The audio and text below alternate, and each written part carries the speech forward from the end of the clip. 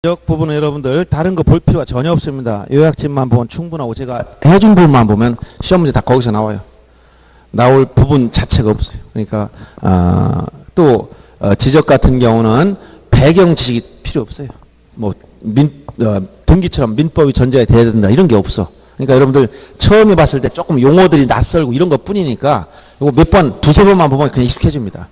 그러면 그렇게 되면 그 다음부터는 그 이상 깊이가 없어. 딱 그 문제예요. 그냥. 그런 부분에 주의하면서 정리해주면 또 올해부터는 또 2차 볼 때 중개법, 공법 보고 나서 또 쉬었다가 공시법을 보니까 여유가 있어요. 잠깐 쉬었다가. 쉬지 않고 사람 150분 앉아서 시험 본다는 게 이게 어린애들은 되는데 나이 든 분들은 힘들어. 왜냐면 중간에 화장실 가야 되고 담배 산다 피해야 되고 이래야 되는데 꼼짝없이 150분이면 2시간 반을 묶어놓고 앉아있으라는 게 얼마나 힘들겠어. 그래서 이걸 중간에 잠깐 쉬는 건 잘하는 것 같아요. 한 30분 정도 시간을 준다면 잠깐 휴식을 취하고 뭐 좀 시킨 다음에 다시 또 보면 훨씬 더 문제 풀기가 수월해질 겁니다. 그럴 가능성은 조금 있는데 근데 난이도 높인다고 해봤자 지적에서 높일 게 없어. 지적에서는.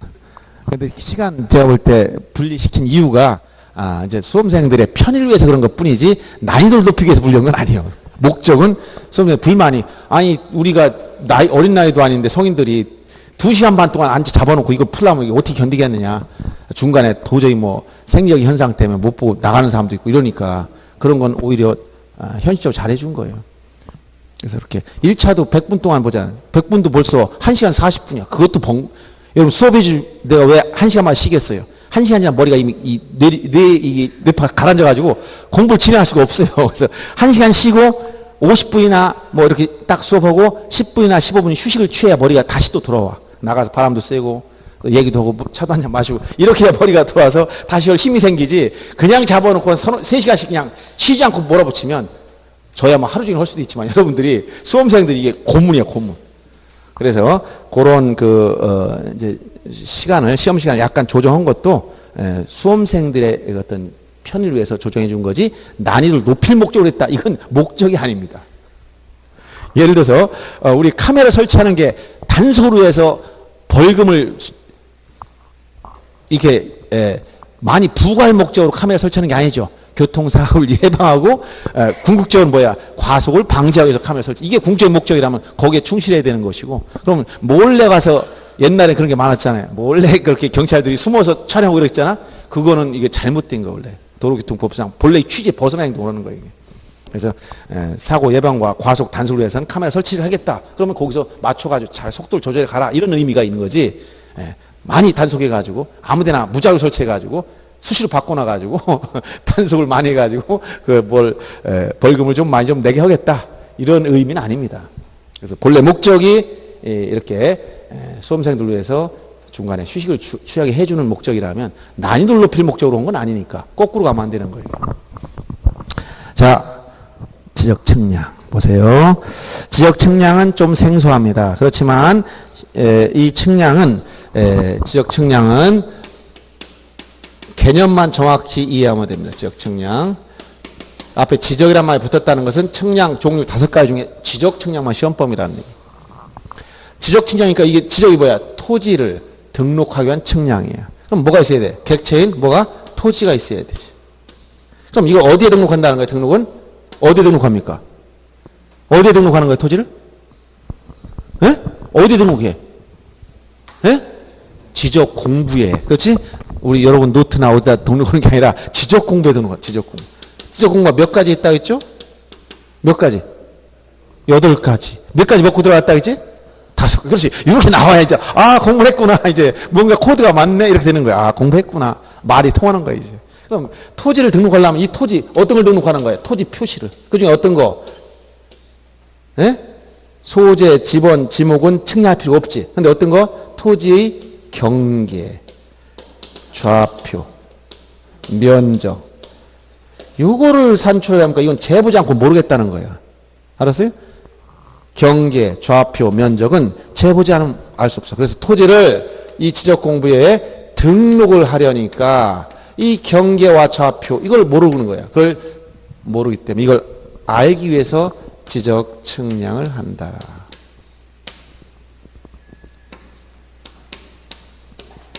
그래서 지적 측량을 하기 위한 이유는 토지를 등록하기 위해서 한다. 또 지적 공부에 이 등록이 된 경계나 좌표는 땅에 토지 위에 표시할 때도 있어. 왜? 아까도 봤지만 내 땅 위치 잘 모르는 사람도 있습니다. 그때 기준은 지적 공부에 등록된 경계가 기준이야. 경계란 뭐라 했죠? 경계. 지난주에 경계란 뭐라 했어요? 예? 경계점간을 직선 연결한 선이다. 어디에 있어? 도면 위에. 도면 누가 가지고 있어? 국가가. 이 도면이 뭐야? 지적 공부야. 그래서 이 경계를 지상에 복원시켜야 돼. 지상에. 왜? 땅 위에 금을 그어놓은 게 아니야. 땅에다 금을 그어놓으면 비 한 번 오면 다 없어져 버려요. 그러니까 도면에 득된 선, 이게 경계입니다. 이거를 지상에 복원시킬 때도 있어. 이때도 뭐 한다? 지적 측량. 그래서 용어상 지적 측량이란 토지를 지적 공부에 등록하거나 등록된 경계나 좌표를 지상에 복원할 목적으로 각 필지, 경계, 좌표, 면적을 정하기 위한 측량을 말하고 지적 확정 측량과 거기 보면 뭐라고 써요? 지적 제조자 측량을 포함한다 했지? 그러면 여기서 토지를 등록하려면 측량하는데 측량 누가 하느냐? 지적 측량 수행자가 합니다. 지적 측량 수행자 뒤에 있어요. 수행자는 한국국토정보공사 그리고 등록된 지적 측량 업자들이 하는데 이 수행자는 국가 자체는 아니에요. 이거는 전문가한테 맡긴 거예요. 지적공사라고 했던 거 알죠? 지적공사. 그게 명칭이 한국국토정보공사 명칭이 바뀐 거예요. 여기서 이 수행자가 시행할 때 얘들이 측량을 했어. 측량하게 되면 결과물이 나와. 이걸 뭐라고 한다? 측량 성과. 용어정에서 있지? 측량 성과라는 것은 측량 결과물이야. 이 성과를 요 국가가 관리하고 있는 소관청에 있는 지적 공부에 등록을 하려면 이 성과가 정확한지를 확인해 봐야 돼. 정확한지. 자, 정확하게 측량했는지 확인해 봐야 돼. 측량해 봤더니 정확하더라. 정확하면 등록해줘요. 정확하지 않으면 등록 안 해줍니다. 이 정확한지 확인하기 위해서 뭐 한다? 정확한지를 확인해서 검사 측량입니다. 검사 측량. 검사 측량은 정확성 여부를 확인해 보는 거예요. 그러니까 이 검사는 누가 하는 거예요? 검사는. 측량, 검사 측량 누가 하는 거예요? 수행자 보고 네가 검사해라 이러면 돼요? 측량한 사람한테 네가 검사해라 이러면 돼? 여러분 학원에 오기 전에 집에 공사를 맡겼어. 우리 리모델링 공사 업자 갑한테 맡겼어. 오면서 다 끝나면 당신 다 완료하고 검사하고 그냥 가세요? 이렇게 합니까? 아니면 내가 확인해 보겠습니다. 그랬어요. 시킨 사람 확인해 봐야지. 그럼 시킨 사람이 누구야? 이거 국가가 해야 될 거니까. 국가가 시켰잖아요. 그러니까 이 검사 측량은 누가 못하는 거야? 수행자는 할 수가 없는 거야. 수행자 네가 검사해라. 말이 안 되잖아. 그럼 수행자 못한 측량이 뭐냐? 검사 측량 못하는 거예요. 알았어요? 기본 원리를 그냥 이해하면 돼. 이해 원리. 그러면 대부분 측량은 토지를 등록하기 위한 분할 측량, 신규 등록 측량, 등록 말소 측량 다 등록 위한 측량이야. 근데 복원하는 방향으로 가는 게 두 개 있어. 복원하는 방향. 이게 뭐야 이게? 에? 복원하는 방향이 뭐다? 경계 복원 측량, 그다음에 지적 현황 측량. 복현, 복이란 건 뭐냐? 경계 복원 측량. 자기 경계를 모를 때, 즉 경계 측량 한다는 거예요. 경계 복원 측량. 이것은 지적 공부에 등록된 경계를 지상에 복원시키는 거예요.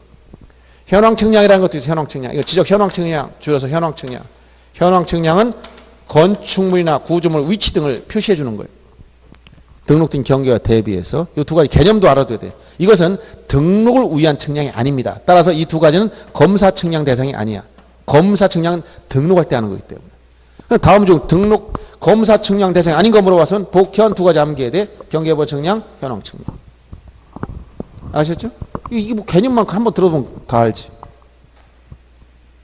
검사 측량 대상 아닌 거 뭐라고? 복현. 복이 뭐야? 경계보 측량.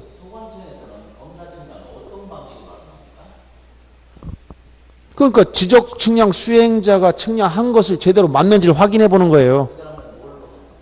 이 사람 현장에 나가는 게 측량 검토하는 거 검사. 계산했을 때 검사한단 말이에요. 검사. 알았어요? 측량 결과를 가지고 제대로 했는지 확인한다고. 그냥 측량 그들이 수치나 이런 걸 가지고 자기들이 원래는 측량 수행자가 실시한 방법이 아닌 다른 방법으로 점검을 하는 거예요. 점검을. 거기까지 궁금하지 마세요. 소관청 공무원입니까 지금? 아니죠. 지적 공무원이에요? 아니잖아. 그럼 얘들이 제대로 데이터를 가지고 오면 이게 제대로 확인한단 말이에요. 확인해 준다고. 검사 정확히 됐는지를 확인해 주는 거예요. 저도 그거 검사 안 해봤어요. 몰라요. 내가 안 해봐서. 왜냐하면 검사 측량이라는 것은 뭐 개념이 수행자가 제대로 했는지를 확인해 보는 거야. 확인한 거 이거를. 측량을 해봤는데 네. 검사 측량이라고 하는 걸 올라가요. 아, 측량을 누가 해보셨어요? 본인이 해보셨다고요? 아니, 측량을 해봤다는 게 뭐예요? 참여해보는 거. 그거는 본인 한 게 아니고 측량 기술자들이 와서 하는 거죠. 예. 네. 아니, 그거는 이 수행자가 있지, 국가 지적공무원이 한 게 아니잖아요. 이걸 가지고 국가 지적공무원 여기 등록할 때는 확인해 본다니까요, 다. 내용을. 실질적 심사주의이기 때문에 확인해 보는 거예요. 그런 걸 확인해 보는 거 다 와서 확인해 본다고. 이리 와라, 신청한 사람 내가 확인한 거 보여줄게. 이렇게 하나요? 그걸 어떻게 알아, 그걸 본인이. 그럼 본인이 측량 신청했을 뿐이지 측량도 한 것도 아니잖아. 측량 누가 했어요? 참여만 했지. 난 토지 분할 측량한다고 신청했어요. 한두 명이야. 전국에 있는 땅 주인들 다 한 번씩 하는데. 그걸 해봤다는 거 가지고 측량 기술자가 장비가 측량하는 걸 내용을 봤어요? 계산 방법 알아요? 그런 거 물어보질 않아요. 그럼 관심 갖지도 마세요. 여러분 계산 방법 물어봅니까? 시험 문제 안 나와. 안 나오는데 왜 그런데 궁금해가지고 그런 거 가지고 궁금해요. 그러면 자꾸 시험 범위가 이것만 하면 이것만 허락하는 것만 하면 되지. 측량 뭔가 궁금하다. 그럼 측량 기술자가 돼야 돼. 또 검사 방법이 궁금하다. 지적 공무원이 돼야 돼. 민법에서 이렇게 하면 학자가 되는 거 학자. 그럼 공부할 때 뭐야? 범위가 시험 여러분 예를 들어 여기서 민법에서 요 범위 시험이 주로 나오니까 이 기출 문제를 가지고 이렇게 개념을 이해합니다. 이렇게 쓰면 요것만 보고 시험에 합격해서 중개사가 되면 돼. 그 다음에 나머지는 뭐야? 연구해 가지고 학자가 돼야 돼.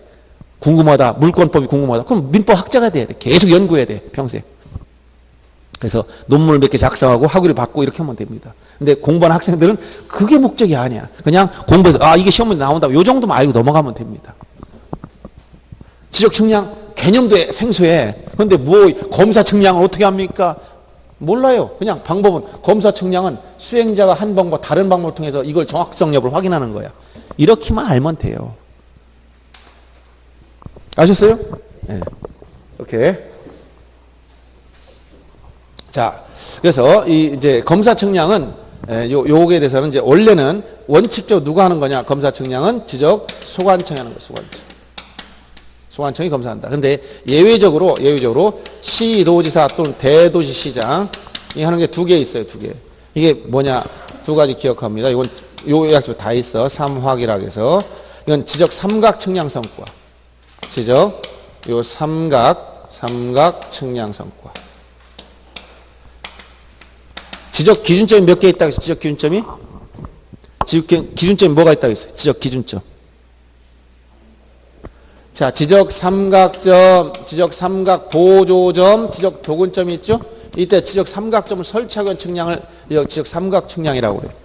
여기서 이 결과물을 확인할 때 이건 누가 한다? 시도지사 대도시장이에요. 그 다음에 일정 면적 이상의 일정 면적 넘는 초과하는 지적 확정 측량. 이 지적 확정 측량 언제 한다고 했어요? 개념이. 지적 확정 측량 언제 하는 것이다? 언제?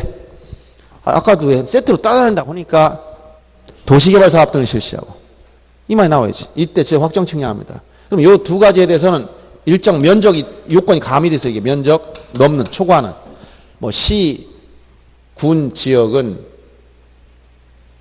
3만 제곱미터를 초과한다든가 구 지역은 10,000 제곱미터를 초과한다든가 이런 기준이 있지만 일단 일정 면적 초과하는 지역의 지적 확정 측량 성과 이 두 가지는 시도지사고 이걸 뺀 나머지 전부 다 누가 한다? 소관청이 하는 거예요.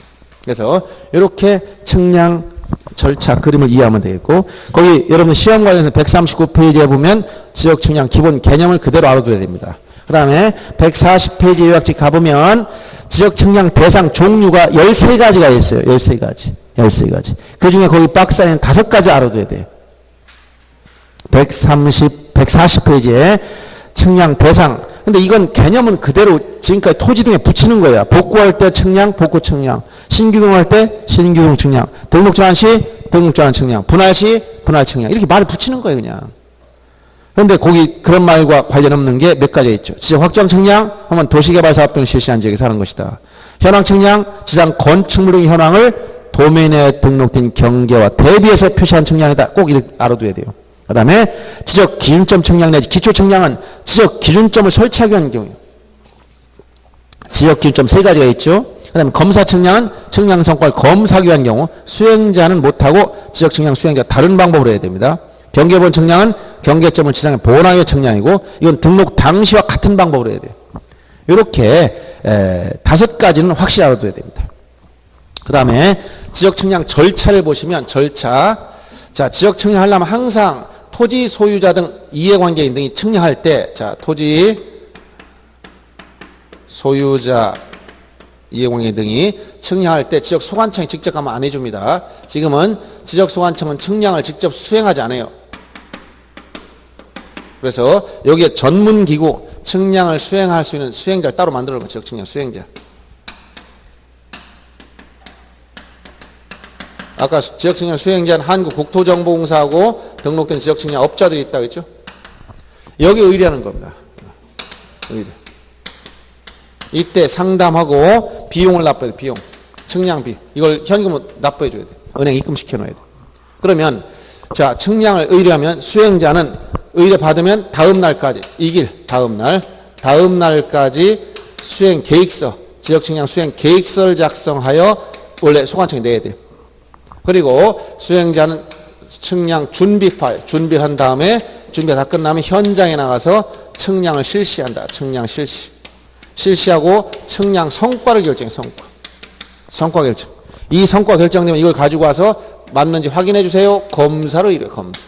검사해달라고 하면 소관청에서 이게 정확하게 맞다고 인정하면 여기다 성과도를 발급해 준다. 성과도. 측량 성과도를 누구한테 발급해 줘요? 수행자한테. 수행자는 이걸 지체 없이 의뢰인에게 발급해 준다. 그래서 측량 절차에서 토지 소유자 등이 직접 여기에 갈 수가 없어요. 또 소관청에서 직접 성과도를 직접 의뢰 주지 않아요. 반드시 누구를 통해서 움직인다? 수행자. 요 그림을 잘 이해하세요. 여러분 요약지 140페이지에 있는 그림 절차를 잘 보셔야 돼요.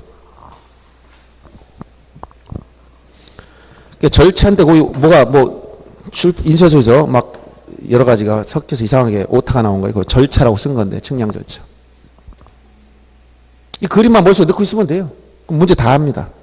자, 그럼 141페이지 보세요. 거기 보면 의뢰인, 토지 소유자, 이해관계 사업 시행자, 대위 신청권자 등이 측량을 의뢰할 수 있고 2번 보세요. 측량 의뢰서 제출. 자, 측량 의뢰를 어디다 냈다고?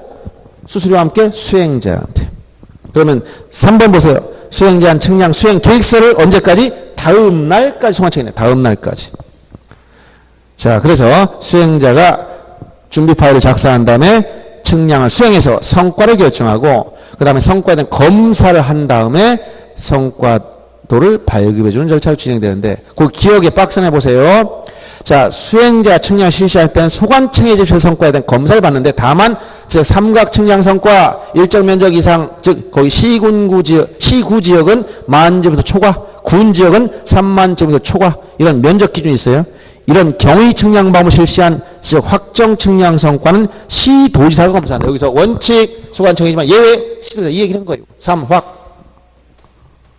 그 다음 두 번째 복현 여기 경계본 측량 그 다음에 이거 현황 이거 두 가지는 뭐한다? 검사 측량 대상 아니다 얘기해 준 거예요.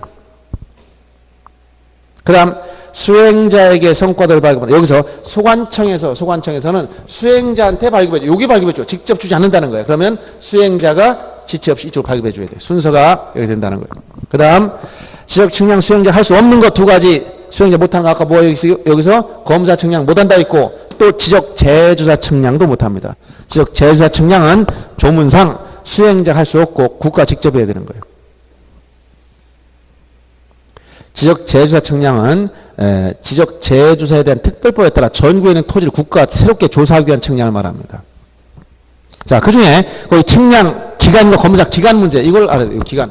측량 기간과 검사 기간. 자, 측량을 의뢰했으면 수행자는 측량을 실시해야 되는데 측량을 며칠 해야 되느냐? 기간이 법정돼 있어요. 기간. 그래서 이 기간은 측량 기간과 검사 기간 나눠서 원칙적인 기간은 측량 기간은 5일, 검사는 4일입니다. 근데 측량하다 보면 현장에 기준점이 설치되어 있어요. 기준점 몇 가지? 3가지. 지적 삼각점, 지적 삼각 보조점, 지적 도근점이 설치되어 있어야 되는데 이런 기준점이 없다면 따로 설치해야 돼.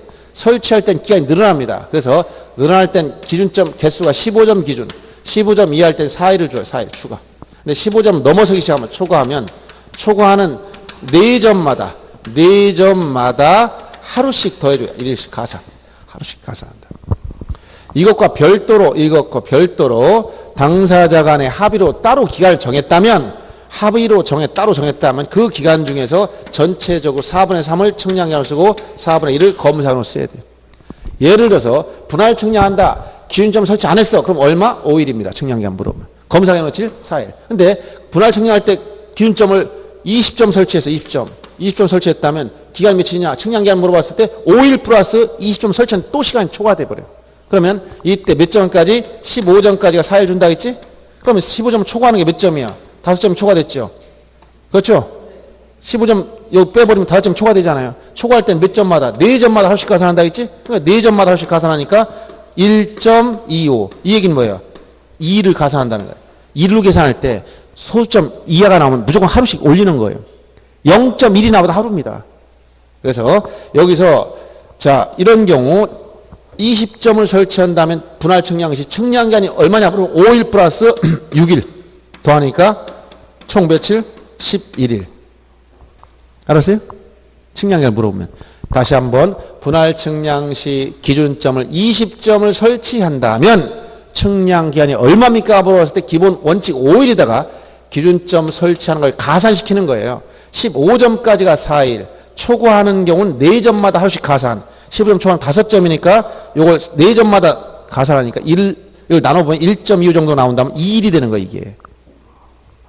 예를 들어서 15점까지 4일이지 16, 17, 18, 19까지가 하루. 20, 21, 22, 23까지가 이틀. 이런 식으로 하나씩 올라가는 거예요. 이해됩니까? 자, 프린트물 보세요. 최근에 나온 것 중에서 거기 7번 문제 봅니다. 6번, 7번 같이 지금 보겠습니다. 6번 26회에 나왔던 거. 지적 측량 중 틀린 걸 찾으라고 한 건데, 자, 1번 지적 제조사에 관한 특별법에 따른 지적 제조사 사업에 따라서 토지 이동인 경우로서 측량할 필요가 있을 때 이게 지적 제조사 측량. 2번은 지적 측량 수행자가 실시한 성과에 대해서 소관청이 검사해서 측량하는 경우 이게 뭐다? 검사 측량. 3번 연속 지적도가 있는 경계점을 지상에 표시하기 위해서 측량하는 경우 연속 지적도는 지적 측량하지 않는다 했지. 측량 활용할 수 없다 했죠. 3번은 할 수 없는 거예요. 4번이 틀린 것이고 4번은 건축물의 현황을 지적도 임야도에 등록된 경계와 대비하여 표시하기 위한 측량. 이게 뭐다? 현황 측량이에요. 현황 측량. 5번은 도시 및 주거환경 정비에 따른 정비사업 시행지역에서 토지 이동이 있는 경우서 측량할 필요가 있다. 이게 지적 확정 측량이에요. 도시개발사업 등 무슨 얘기 알겠죠? 다 지적 측량 종류를 말하고 있습니다. 그럼 7번 보세요. 7번. 자, 거기 보시면 수행자와 의뢰인과 수행자가 서로 합의해서 분할 위한 측량 기한과 검사를 합쳐서 20일로 정했다. 여기 합의로 별도 따로 정했을 때는 그 기간 중에 4분의 3을 측량기간으로 쓰고 4분의 1을 검사기간으로 쓰라겠어. 그럼 지금 20일 중에서 측량기간 4분의 3 하니까 며칠? 15일 측량기간 4분의 1 하니까 5일이 검사기간이야. 그럼 문제를 물어봤어. 뭘 물어봤어요 지금? 측량 검사기간은 얼마냐? 검사기간은 얼마냐? 자, 측량기간 물어본 게 아니고 뭐를 물어봤다? 검사기간 5일입니다. 4분의 1이니까. 그 합의로 따로 정했을 땐 그 기간 중에 4분의 1을 검사기간으로 쓰고 4분의 3을 측량기간으로 쓴단 말이에요. 이렇게 해서 최근에 나왔던 문제를 기간 한번 봤고요. 자, 다음에 이제 볼 부분이 여러분들 시험에 나오는 부분은 어디냐? 기준점 관리 문제. 기준점 관리 문제 143페이지. 그러면 지적 기준점 이 부분만 보십니다. 지적 기준점. 기준점 거기 세 가지가 있다고 했죠. 지적 삼각점, 지적 삼각 보조점, 지적 도근점. 거리가 점점 더 가까워지는 거예요, 이게. 즉, 삼각점 주변에 지적 삼각 보조점을 설치해야 되고, 이 지적 삼각 보조점 주변에 지적 도근점들이 설치되는 거예요. 그러면 이런 기준점을 설치했을 때 그 용어들을 주의합니다. 뭐냐면 기준점 표지라는 말 쓸 때 기준점 표지. 이 표지는 땅 위에 설치한 시설물. 이 표지는 토지 위에 설치한 시설물 말이에요. 표지는 시설물. 그리고 이 표지에 대해 성과란 건 어디에 이 기준점 표지가 설치했다는 걸 도면에 그려놓은 거. 쉽게 얘기하면 이렇게 생각하면 돼요. 그러면 지적 삼각점이나 지적 삼각 보조점 도근점에서 표지 설치 관리에 대해서 기준점을 정한 자, 시, 도지사 또는 소관청이 이것을 설치 관리하면 돼요. 그런데 성과에서 보세요. 성과, 기준점 성과. 즉 기준점이 설치된 위치를 도면에 그려놓은 거. 즉 삼각점은 누가 관리한다고? 시도지사가 성과를 관리해. 시도지사. 삼각 보조점이나 도근점은 누가 관리합니까? 둘 다 소관청에서.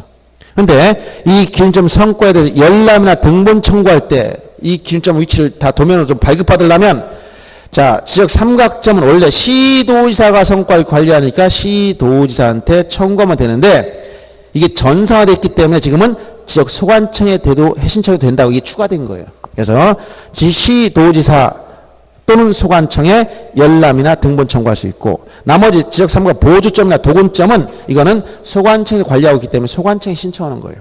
이렇게 알아두면 요거 이상 나오지 않습니다.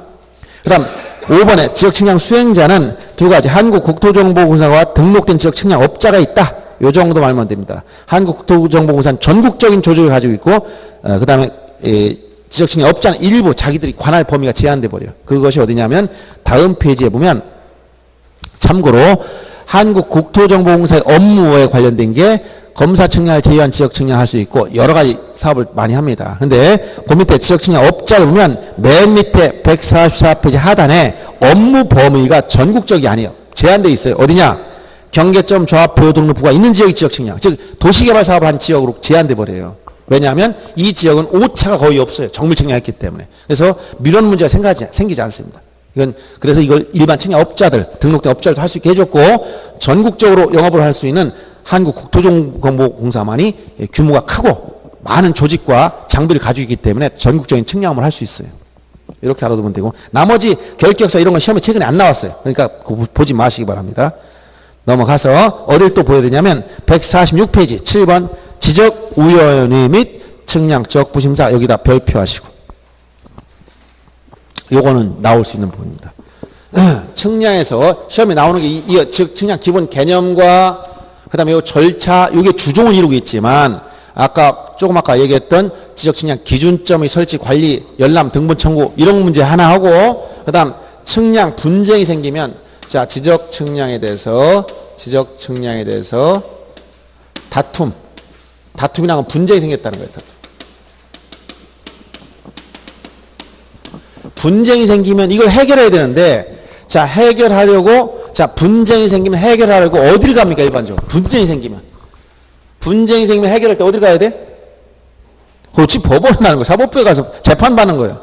서로 싸움이 생기면 지금은, 사적 어떤 그 다툼, 린치나 이런 걸 못하기 때문에 깡패를 동호회 두드려 패고 이런 게 아니잖아요. 그러니까 분쟁이 생기면 다 법원에 가서 법적으로 해결하는 거야. 분쟁. 근데 지적 측량 분쟁이 생겼어, 측량. 법원에 갔더니 판사가 뭐라는 겁니까? 우리는 측량 모릅니다. 판사도 어떻게 측량 알아요? 측량. 현장 기술적인 거 알아 몰라? 모르잖아요. 그러니까 이런 걸 가지고 법원에 가봤자 해결 못하는 거예요. 그래서 이런 측량 분쟁을 해결하기 위한 전문기구를 따로 만들었어. 전문가로 구성된. 이게 뭐다? 지적위원회. 행정심판하고 같은 기본적인 개념 그런 거예요 이게. 지적위원회를 만들어놨어요. 측량 다툼을 해결하려고. 요게 두 가지가 있어요. 중앙지적위원회가 있고 지방지적위원회가 있다. 지방은 각 시도마다, 중앙은 국토교통부에 있는 거예요. 그래서 요 중앙지역은 하나고 지방은 각 시도마다 있으니까 많죠. 여기 보면 중앙지적위원회는 국토교통부에 설치해 있고 지방지적위원회는 어디에 있다? 각 시도마다 있다. 그럼 중앙지적위원회는 기능이 여러 가지가 있어요. 그중에 중요한 게 지적 측량 적부 재심사. 즉, 요 측량 분쟁이 생기면 적부심사 하는데 1심이 지방 중에 여기가 1심이야. 그리고 여기 중앙지구는 여기가 2심, 재심이란 말이에요. 여기가 재심. 두 번에 걸쳐서 심사를 받을 수가 있어요. 여기서 한 번 재판받고 여기서 재판받을 수 있다는 거예요. 그래서 중앙지적위원회가 하는 것은 측량 적부 재심사. 제일 중요한 거. 이거 말고 다른 것도 많아. 근데 지방지적위원회는 하나밖에 없어. 측량 적부심사. 이거밖에 안 해요. 그래서 그 기능이 지방지적위원회 기능은 하나밖에 없는데 중앙지적위원회는 이거 말고도 지적 관련 정책 개발 업무 개선, 측량 기술 연구 개발, 기술자 양성, 기술자 업무 정지 처분이라든가 징계 요구 이런 것들 다 해요. 그래서 중앙지적위원회 기능이 여러 가지 있지만 가장 중요한 것은 측량적부 재심사 기능이다. 이렇게 알아두면 됩니다. 그러면 자 구성을 보세요. 위원장 1명과 부위원장 1명 포함해서 5명 이상 10명 이하 위원으로 구성되더라. 인원수 5명 이상 10명 이하. 자, 그 다음 위원장은 담당 공무원이 당연히 해먹어요. 위원장과 부위원장. 위원장은 국토교통부나 각 시도에는 지적 담당 국장이 당연직 위원장. 부위원장 그 밑에는 과장이 당연직 부위원장입니다. 그러면 위원장과 부위원장을 뺀 나머지 위원은 전문가 중에서 위촉합니다. 뭐 예를 들어 학자나 교수나 이런 사람들 위촉하면 돼요. 위원장과 부위원장을 제외한 위원은 임기가 있어요. 위원장과 부위원장은 공무원들이 당연히 해먹으니까 임기가 없지만 나머지 위원은 2년이라는 임기가 있어요. 자, 이것은 제척사유라는 것은 뭐냐? 제척사유. 재판하는 기회 때 민사소송에서 인정되는 제척, 기피, 피지도가 있다는 거예요. 제척은 일정한 사유가 있으면 이 위원이 될 수 없다는 거야. 판사가 앉아있는 판사가 나하고 싸우는 상대방이 판사로 앉아있어. 공정한 재판 하겠어 안 하겠어? 안 되지 그러면. 그러니까 입장이 있어야 되기 때문에 일정한 지위에 있으면 이런 위원이 될 수 없다. 우리가 제척사유라고 합니다. 제척이라고 그래. 민사소송에서 이 제척, 기피, 회피 요 용어들을 알아야 돼. 제척이란 말은 일정한 지위에 있으면 당연히 안 되는 거, 해서 안 되는 걸 제척이라고 그래. 배제되는 거. 기피라는 것은 당사자, 심판 받는 사람이 나는 저 심판과 위원은 안 돼 있으면 바꿔주세요라고 요구하는 걸 기피라고 그래. 회피는 위원이 내가 제척사유는 아니지만 이 자리에 있으면 안 되니까 난 스스로 물러나겠습니다 하는 걸 뭐라고 한다? 회피라고 용어를 쓰는 거예요. 제척은 법률상 당연히 안 되는 거. 기피는 당사자가 저 심판관 위원을 바꿔주세요 요구하는 거. 회피는 위원이 스스로 물러나는 거 이런 얘기예요. 개념이 그렇다는 거예요. 개념이. 그래서 거기 제척 사유를 보시면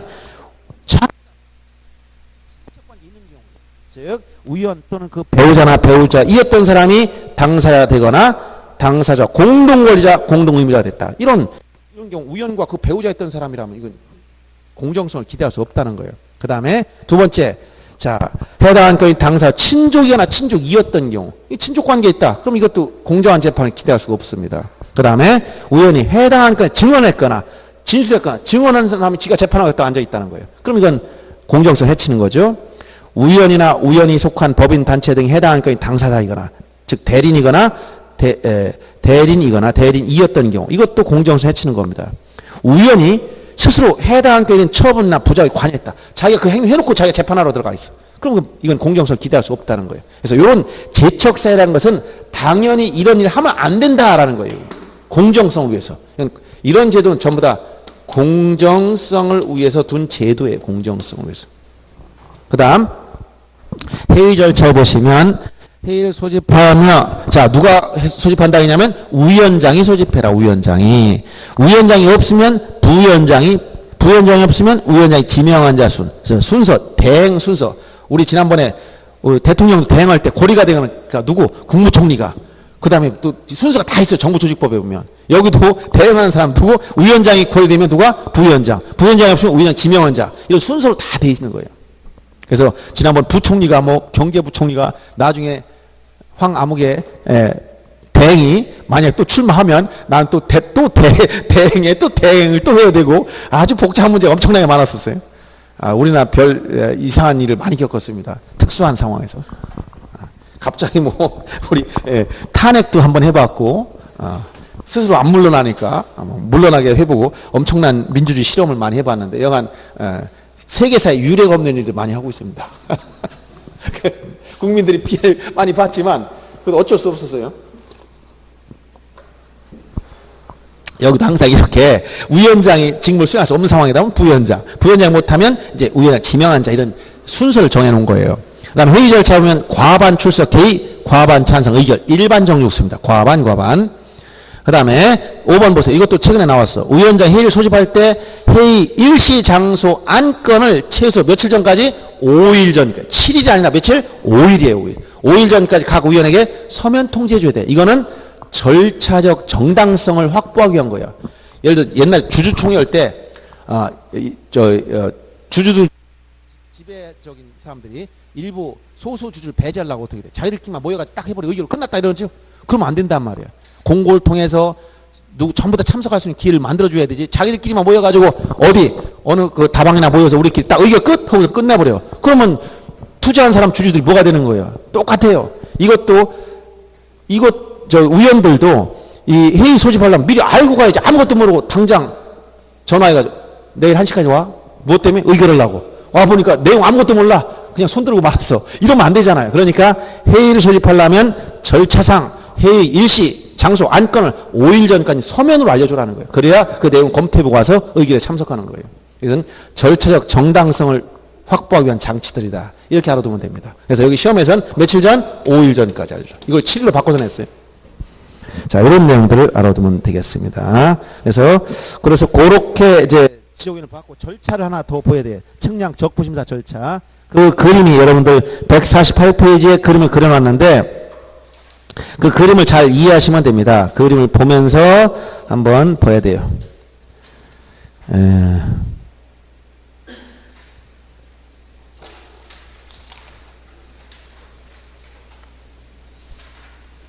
자, 거기 지역 측량 적부심사 절차 그림을 그 위에 조문 내용을 옮겨놓은 거고 그건 그림이니까 한번 보세요. 적부심사를 청구할 수 있는 사람이 누가 있느냐면 자, 토지 소유자, 지역 측량 수행자, 이해관계인 이렇게 셋 다 돼요.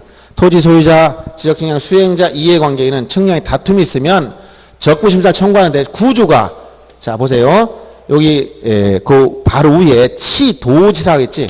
시도지사. 각 시도마다 뭐가 있다고? 지방지적위원. 지방지적위원회가 있어요. 그리고 국토교통부에 국토교통부 여기 가면 국토교통부 장관 하에 여기 뭐가 있다? 중앙지적위원 이렇게 있단 말이에요. 그러면 소관청에서 이걸 해결 못하니까 자 소관청은 뭐가 있어요? 소관청은 지적공부를 관리하고 있지. 소관청에는 여기 뭐예요? 지적공부가 있어요. 그런데 지적공부에 등록된 경계나 면적 등에 있어 측량을 잘못해서 이게 잘못됐다면 적부심사를 청구할 때 여기 가봐야 소용이 없어. 이걸 관리하고 있는 사람 아닌 그 위의 기관 시도지사를 거쳐가야 돼. 그래서 적부심사를 여기에 청구합니다. 적부심사를 청구하면 시도지사를 거쳐서 지방지적위원회 이쪽에 청구한다. 이렇게 용어가 적부심사는 시도지사를 거쳐서 지방지정에 한다 이렇게 바뀌었어. 근데 내부적으로 청구서를 내면 이것이 시도지사가 지방지적으로 해부할 땐 여기 30일 이내에 이쪽 해부합니다. 그럼 지방지적위원회에서는 의결할 때 60일 이내에 심의 의결해야 돼. 근데 부득이한 경우는 한 번만 연장할 수 있어. 30일 거쳐서. 연장 한 번만. 그럼 지방지적위원회에서 심의 의결하게 되면 참석한 위원 전원이 서명 날인한 의결서를 어디를 보내냐. 의뢰한테 주는 게 아니에요. 다시 온 경로 갑니다. 이쪽으로 보내. 이쪽으로 할 때는 지체 없이 보내요. 지체 없이. 그러면 시도지사는 이걸 청구인 및 이해관계인에게 7일 이내에 통지해줘요. 이게 1심에 해당. 1심. 그러면 여기서 끝났다면 시도지사는 이걸 이쪽 소관청에 송부해줍니다. 의결서 여기 송부해주면 이건 며칠 내에 없어. 송부해주면 지적공부에 있는 경계나 면적값을 어떻게 한다? 직권정정. 아까 직권정정 사유 중에 6번째가 뭐가 있었어요? 등록상 정정에서 지적위원회 의결했다 정정이 있었지? 생각이 또 안 나죠? 조금 보세요. 어디? 등록상 정정 조금 전에 했던 거 전 시간에 요약집은 133페이지 보세요. 133페이지 보면 직권정정 사유 10가지 중에 6번째 지적의원회 의결했다 정정할 때 이렇게 나왔죠? 이게 바로 지금 여기 의결했다 정정할 때 직권정정한다는 거예요. 근데 여기에서 이 1심에 대해 불만이 생겨서 구제를 못 받았어. 그러면 이 소유자, 수행자, 이해관계인은 다시 재심사를 청구할 수 있어요. 이것은 의결서 받은 나도 90일 이내에 장관을 거쳐서 중앙지적위원회 여기에 재심사 청구합니다. 재심사 이게 몇 심? 2심에 해당돼요. 그러면 내부적으로 장관은 이걸 이쪽 그대로 중요하기 때문에 자, 중앙지정 해부할 때는 30일 이내, 여기서 의결할 때는 60일 이내, 연장할 때 한 번만 30일 거쳐서, 자, 의결하게 되면 의결서를 지체 없이 이쪽으로 보내, 지체 없이. 그럼 장관은 어디? 7일 내에 청구 및 이해관계인에게. 그리고 사본을 누구한테? 시도지사한테. 그럼 시도지사는 이걸 다시 어디로? 소관청에. 그래서 어떻게 한다? 직권정정. 알았어요? 자, 그래서 그 그림을 잘 보셔야 돼요. 자, 그 구조. 자, 148페이지 맨 위에 그 조문 옮겨놓은 거 같이 보세요. 자, 순서대로 토지 소유자, 이해관계인, 지역 측량 수행자는 측량 선고에 다툼 있을 때 관할 시도지사를 거쳐서 지방지적위원회 지역 측량 적부심사를 청구할 수 있다. 이렇게 시도에 거쳐서 지방지적위원회 이 말을 써야 돼. 왜냐하면 이게 용어가 계속 바뀌었어. 언제는 시도지사에게, 언제는 지방지적위원회 하다 지금은 시도지사를 거쳐서 지방지역 이렇게 용어가 바뀌었단 말이에요. 근데 내부적으로 보면 청구서를 여기다 내면 내부적으로 보낼 때 30일 이내, 의결할 땐 60일 이내, 연장할 땐 31번만, 의결하면 지체 없이 이렇게 하는 거예요. 알았어요? 순서가. 예.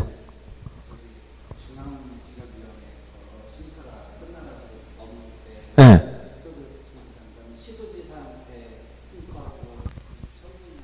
아니. 이게 직접 여기 청구인 이해관계는 여긴 이미 보내고 사본만 보내, 사본만. 사본은 시도에 보내줘야 돼. 왜? 이 보내주면 여기 재심사 의결서와 지방지원 의결서를 합쳐가지고 이걸 이쪽으로 보내주는 거예요. 자, 그래서 거기 그림을 잘 보시고 2번 보시면 자, 내부적으로 청구를 받은 시도지사는 어떻게 한다고 해서 30일에 해봐라 이 얘기를 한 거예요. 여기 30일 이쪽으로 해봐라. 그러면 3번 보세요. 조문 내용 옮겨놓은 거니까 지방지적위원회는 해부한 날로부터 며칠에 60일 내 심의 의결한다. 다만 부득이한 경우에는 심의기간을 해당 지원의 의결을 거쳐서 30일 이내에서 한 번만 연장할 수 있다. 여기 30일 한 번만 연장할 수 있다. 이 얘기를 한 거예요. 그 다음 4번을 보시면 자, 의결했으면 의결서를 작성해서 시도지사를 송부해라. 이때 어떻게? 지체 없이 송부하는 거예요. 그 다음 5번 보면 시도지사는 의결서를 받은 날부터 며칠이냐? 7일이네. 여기서 이전 7일에 청구인 이해관계인에게 송부해주고.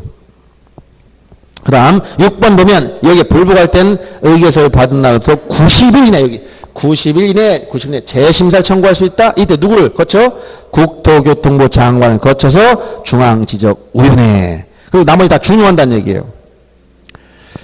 그래서 이렇게 기본 구조가 이렇게 된다. 이게 적부심사 1심, 여기 1심, 그 다음에 여기가 재심, 2심, 재심사. 그래서 항상 적부심사는 지방지원, 재심사는 중앙지원에서 한다. 그걸 꼭 기억해 주면 돼요.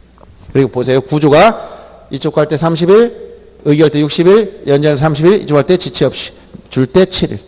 재심사는 90일 이내, 내부적으로 30일, 60일, 연장 30일, 지체 없이, 또 7일. 순서 그대로 가는 거예요. 머릿속에 그림을 잘 연상해 두면서 문제 풀어야 됩니다. 아세요? 여기서 이게 적부심사 절차도라는 거, 절차도. 이 정도만 알면 문제 다 맞아요. 틀릴 게 없습니다. 자, 그래서 오늘까지 해서 아까 문제 다 풀어봤, 이거 다 했죠? 나눠드린 거? 자, 이렇게 지적해서 오늘 한 내용, 중요한 내용이 많이 있어요. 토지 이동에 관련된 거, 일반 이동사 6가지, 특수한 이동사 3가지, 신청권자, 대위신청권자, 그 다음에 지적공부 정리 절차, 등기 촉탁 절차, 소유자한테 통지 절차. 통지할 때 등기가 필요하다면 며칠이나 한다고 했지 아까? 소유자 통지, 등기가 필요하다면 며칠 이내? 토지 이동 정리를 다 끝내고 등기가 필요하면 소유자한테 알려줄 때 며칠 이내? 15일, 7일, 15일 얘기하니까 또 생각이 안 나죠? 아, 공부 복습 꼭 하세요. 7일, 15일 암기해줘야 됩니다. 그 정도는 7일, 15일. 지적 측량 생소하지만 아까 했던 측량에 대해서는 기본 개념 이거만 해도 벌써 반을 먹고 들어가요. 이게 측량 기본만 알아도. 측량 종류 몇 가지가 있었어? 총 13가지. 그 중에 5가지는 알아들어야겠지. 어떤 거? 지적 확정 측량, 검사 측량, 경제보험 측량, 현황 측량, 기초 측량. 이거 5가지 알아둬야 돼. 지금 지나고 나니까 아주 헷갈려. 여러분 140페이지에 5가지 얘기했잖아요. 다. 볼 때는 금방 하는데 또 그냥 눈 들고 들으면 또 생각 안 나지만 자주 제가 오늘 얘기해 준 부분이 다시 시험에 나온 부분만 얘기했어요. 알았어요? 요런 부분만 제가 얘기해 준 부분만 공부하시면 시험 문제 다 맞아요. 다른 데는 나오지 않습니다. 자, 2차 뭐 갈수록 여러분들이 어렵게 느껴서 그런지 모르지만 이론들이 1차로 정리하고 뭐 이런 게 있는 것 같아요. 근데 1차 정도만 통과하면 2차는 여러분 끝까지 내용을 잘 들으면서 따라오면 그냥 무난해 동시에 끝나는데 1차만 하면 또 내년 1년 미리 예정해 놔야 돼. 얼마나 답답해. 1년 하기 답답해 죽겠는데 내년 또 올 거야. 이러면 굉장히 답답하지. 올해 반만 하고 반은 내년에 해야 되지. 이러면 굉장히 답답하단 말이에요.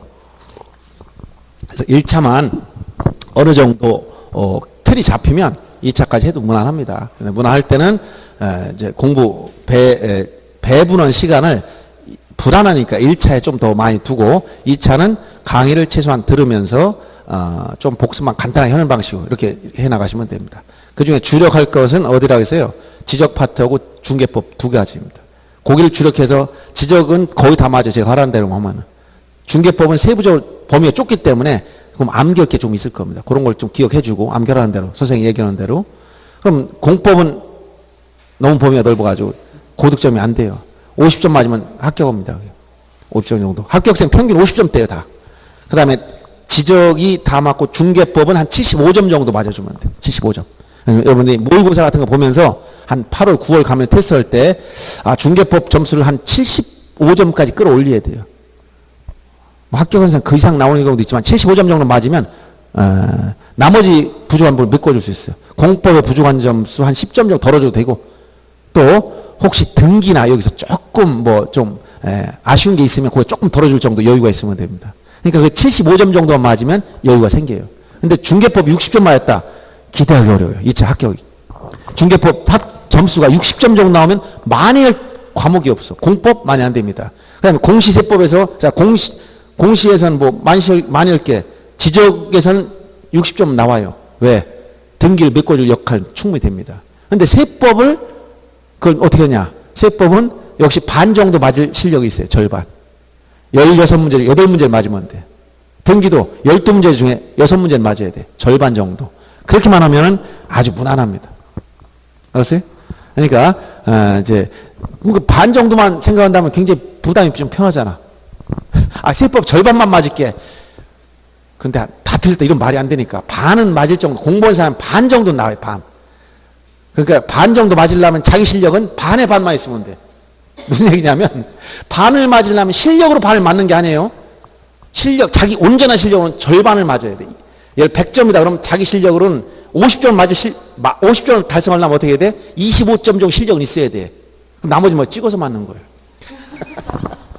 왜냐하면 잘은 모르지만 나머지 보면서 감이 오거든요. 그러면 그 정도의 실력은 생겨요. 그러니까 자기 온전한 실력으로는 4분의 1 맞이고 나머지 찍어서 맞고 해서 반을 따라가는 거예요. 그래서 반을 맞았다 해서 여러분들이 절반까지도 굉장히 높게 평가하지 마세요. 그 정도만 공부하면 반은 나옵니다. 그래서 2차 과목에서는 여러분들이 다행히도 이렇게 합격자들의 평균 점수 분포를 보면 이 지적에서 점수를 많이 올려주고 그 다음에 중개법의 점수를 올려준 걸 가지고 공법이라든가 이런 데 조금 부족한 걸 메꿔서 2차는 무난하게 넘어가는 경향이 있습니다. 그렇게 하시고 지금 이제 갈수록 7, 8 이쪽으로 가서 불안이 가중되고 시험에 다가갈수록 불안이 가중돼. 그러니까 스스로 포기 현상이 많이 나와. 근데 이왕 칼을 뽑았으면 무라도 찔러서 호흡을 찔러가지고 결과를 보여야지 중간에 포기하고 물러서면 안 됩니다. 그래서 결과를 끝까지 달려본 사람이 이 시험을 어떻게 해야 되나 그걸 아는데 가보지 않은 사람은 그걸 모르는 거예요. 이왕 했으면 끝까지 가봐야 되는 거야. 그래야 전체적으로 내 역량이 1차 한꺼번에 공부하기에는 역량 부족하다? 그럼 1차 한번 하겠다. 나눠서 하겠다. 이렇게 나오는 거고 또 해봐야 이 과정상 어디가 문제가 있는 걸 아는 거예요. 해보지 않고 그냥 물러서 버리면 나중에 그걸 경험할 수가 없어. 여러분들이 이왕 시작하셨으니까 끝까지 한번 밀어붙여서 마무리 한번 해보세요. 결국 어떻게 나오든 간에. 아셨죠? 자, 수고하셨습니다.